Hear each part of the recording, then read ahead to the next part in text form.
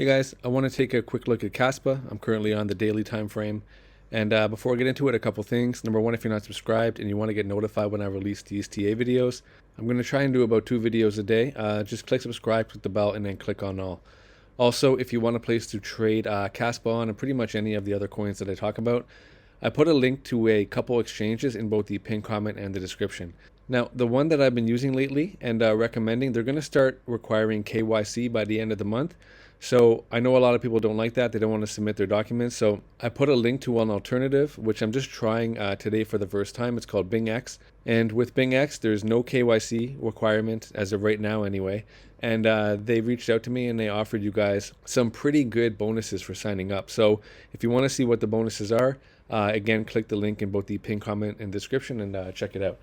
Okay, so I've covered Kaspa in probably about 4 or 5 videos already. And in those videos, I basically marked out these levels for you.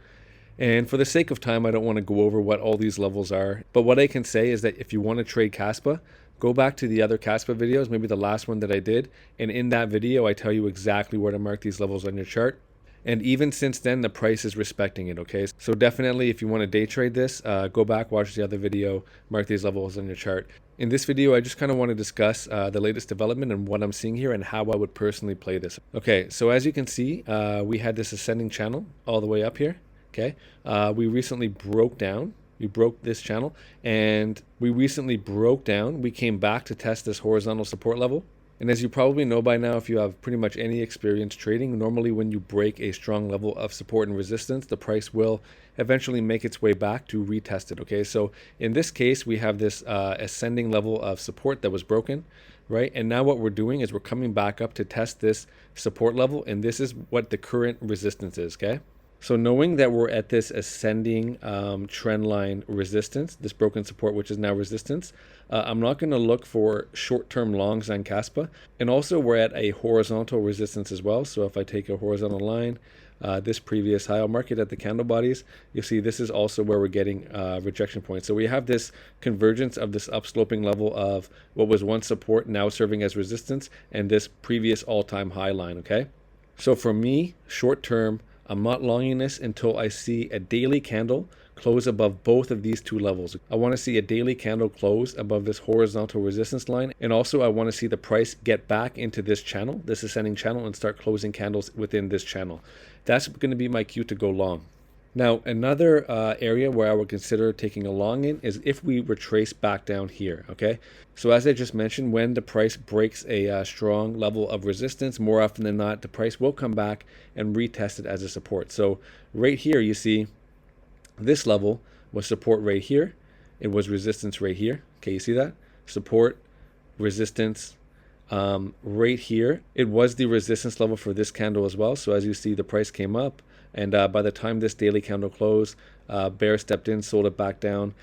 Candle body closed just right on this line. Next candle we broke through, but we haven't retested this horizontal line. This level is at 0.042446. We have not retested this level as a support since breaking it, okay? So if the price does come down here, this is where I would consider taking a long, pending that the candle formations down here are bullish. So maybe a doji, maybe a bullish engulfing. Then I would enter a long, place my stop loss just below this horizontal trend line in this wick, and then my target on that would be this upper range. Okay, so theoretically, I'll show you what that would look like and what kind of risk-reward ratio that would give. So let's say by the time the candles formed around here, maybe a bullish engulfing, I entered right here, place my stop loss below this wick, and my upper target would be pretty much where we just came to. So this particular setup, if the price comes down here, would give me a risk reward ratio of 1 to 4.17. So that's great. I would risk 3.75% to potentially get almost 16% to the upside, 15.63. So again, for the short term, this is where I'm going to look to enter a long position.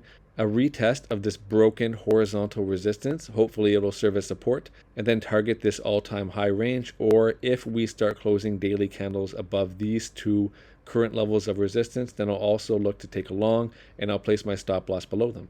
So fairly straightforward. Now, alternatively, if the price comes back up here to this all-time high region, that could give me a potential short entry, right? So I would just do the opposite. I would perhaps enter a short pending how the candles are looking and if I'm seeing any bearish divergences, okay?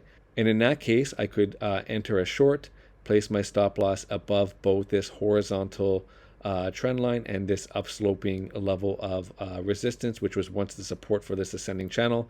Place my stop there, and then I would target down here, right? I would just target this previous resistance line right here. So theoretically, let's see what that would look like. So if I entered here, my take profit would be here, and my stop loss would be here. So in this example, as you can see, I would get a risk-reward ratio of 1 to 2.35.